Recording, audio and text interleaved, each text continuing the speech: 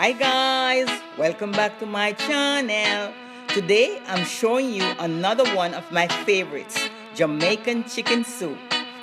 Believe me, this can be enjoyed any time of the year.